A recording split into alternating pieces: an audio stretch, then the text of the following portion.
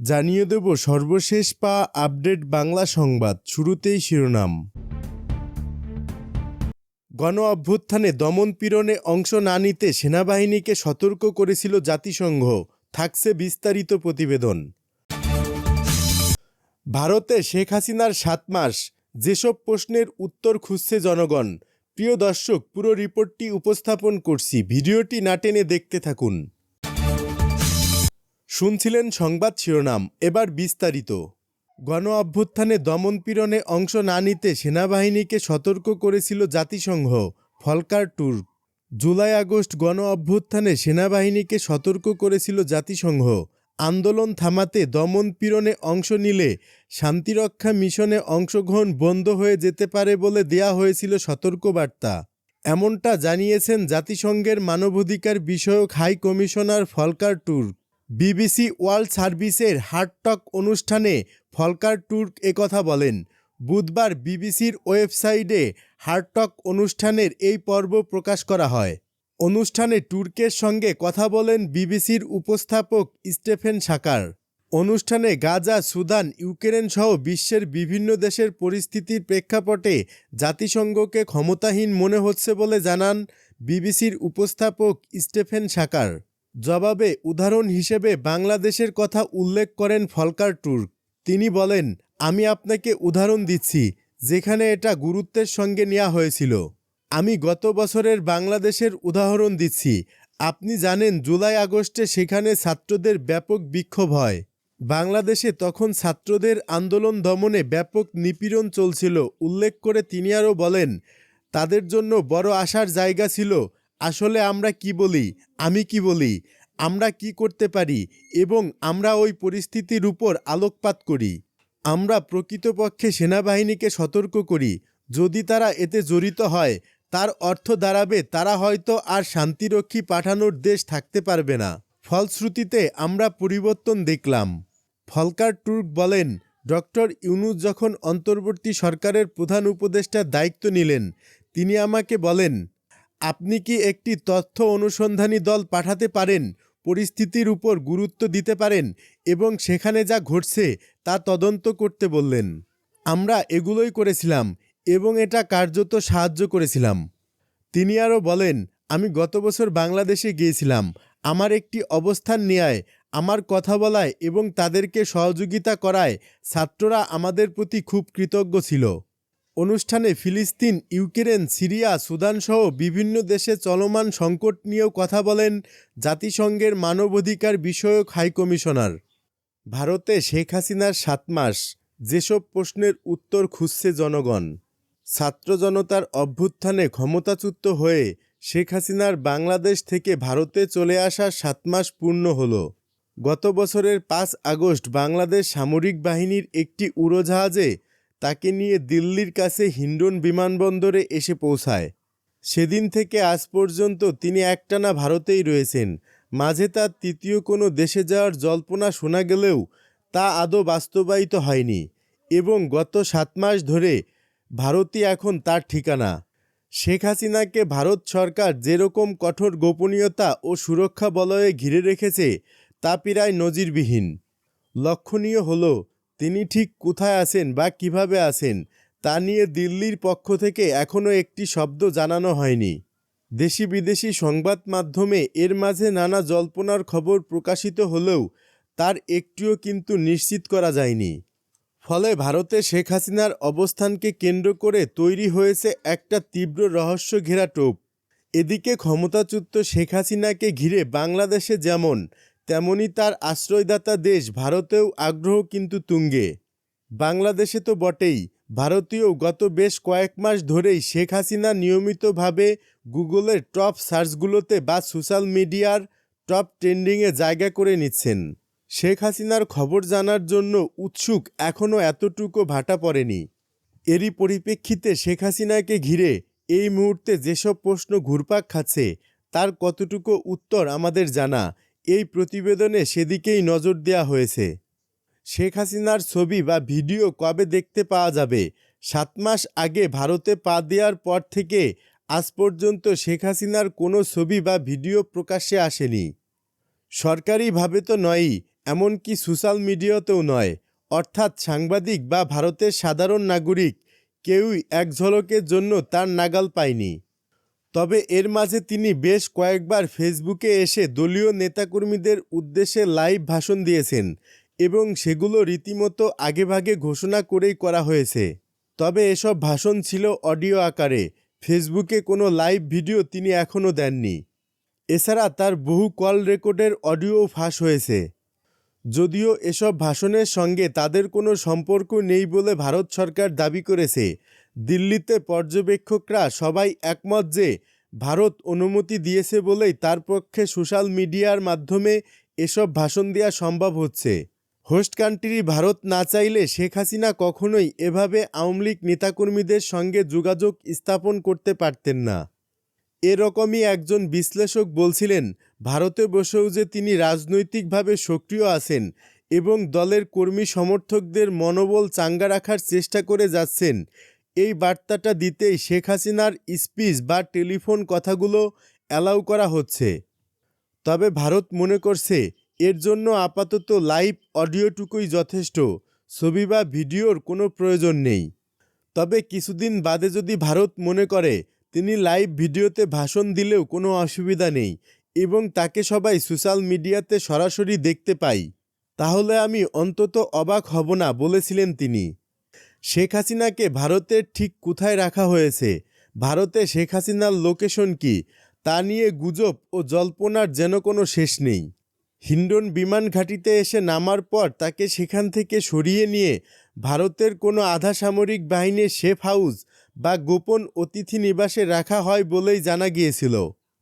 এরপর বিভিন্ন সংবাদ মাধ্যমে তার অবস্থান নিয়ে নানা রকম রিপোর্ট বেরিয়েছে। ভারতের দ্য প্রিন্ট পোর্টাল যেমন জানিয়েছে, রাজধানীর প্রাণকেন্দ্র লুটিয়েন্স দিল্লির কোনো বাংলোতেই কঠোর নিরাপত্তার মধ্যে তার থাকার ব্যবস্থা করা হয়েছে।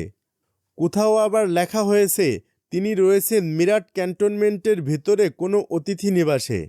শেখ হাসিনার মেয়ে শাইমা অজেদ পুতুল যেহেতু বিশ্ব স্বাস্থ্য সংস্থার আঞ্চলিক পরিচালক হিসেবে দিল্লিতেই কর্মরত, একটা সময় এমনও জল্পনা তৈরি হয়েছিল যে মা ও মেয়ে বোধহয় এক শহরে একই সঙ্গে রয়েছেন। তবে এই পরিস্থিতিতে সেটা সম্ভব নয় একাধিক কারণে। ভারত সরকার তাদের অতিথির লোকেশন নিয়ে আজ পর্যন্ত সরকারিভাবে কিছুই জানায়নি। স্বরাষ্ট্র মন্ত্রণালয়ের একজন শীর্ষ কর্মকর্তা বলেছেন, ওনার সার্বিক নিরাপত্তা ও সুরক্ষার কথা মাথায় রেখে যে জায়গাটি উপযুক্ত মনে করা হচ্ছে সেখানেই তাকে রাখা হচ্ছে। হতে পারে তাকে বেশি দিন এক জায়গায় রাখা হচ্ছে না, আবার হতে পারে প্রথম থেকেই তিনি একটি ঠিকানাতেই আছেন। কিন্তু এর চেয়ে বেশি কিছু বলা আমাদের পক্ষে সম্ভব নয়, জানান তিনি। শেখ হাসিনাকে কি ভারত রাজনৈতিক আশ্রয় দেবে? অতীতে ভারত তিব্বতী ধর্মগুরু দালাই লামা কিংবা আফগান প্রেসিডেন্ট মোহাম্মদ নাজিবুল্লাহর পরিবারের সদস্যরা সহ বিশ্বের অনেককেই রাজনৈতিক আশ্রয় দিয়েছে এবং তারা বছরের পর বছর ধরেই ভারতে রয়ে গেছেন। শেখ হাসিনাকে ভারতে আশ্রয় দেওয়ার প্রশ্নে যদিও এদেশে একটা সার্বিক রাজনৈতিক ঐক্যমত আছে, অর্থাৎ শাসক ও বিরোধী পক্ষ উভয়ই একই প্রশ্নে সহমত, তারপরেও কিন্তু তাকে এখনই রাজনৈতিক আশ্রয় দেওয়ার কথা ভাবা হয়নি। এর সহজ কারণ, ভারত মনে করছে তাকে এখনই অ্যাসাইলাম দেওয়ার কোনো প্রয়োজন পড়েনি। সাউথ ব্লকের একটি সূত্রের কথায় তিনি ভারতের সম্মানিত অতিথি হিসেবে এদেশে আছেন এবং সেভাবেই তিনি যতদিন খুশি এদেশে থেকে যেতে পারেন, তাতে অসুবিধার বিন্দুমাত্র কিছু নেই। তাছাড়া তিনি কিন্তু অ্যাসাইলামের জন্য কোনো আবেদনও করেননি। ভারতের বিশ্লেষকরা কেউ কেউ মনে করছেন ভারত আনুষ্ঠানিকভাবে তাকে পলিটিক্যাল অ্যাসাইলাম দিলে এমন একটা ধারণা তৈরি হতে পারে যে শেখ হাসিনা হয়তো বাংলাদেশের রাজনীতি থেকে সন্ন্যাস নিয়ে পাকাপাকিভাবে ভারতেই তিথু হচ্ছেন। এমন কোনো ধারণা ভারত তৈরি করতে চায় না বলেই সম্ভবত অ্যাসাইলাম দেওয়ার কথা এখন ভাবাও হচ্ছে না। তবে পরিস্থিতিতে কোনো পরিবর্তন হলে অ্যাসাইলাম দেওয়ার সিদ্ধান্ত নিতে এক মুহূর্ত দেরি লাগবে না, সেটাও তারা মনে করিয়ে দিচ্ছেন। শেখ হাসিনাকে প্রত্যর্পণের অনুরোধে ভারত কি সাড়া দেবে? এই জটিল প্রশ্নটির এক কথায় খুব সহজ ও সংক্ষিপ্ত উত্তর হলো না।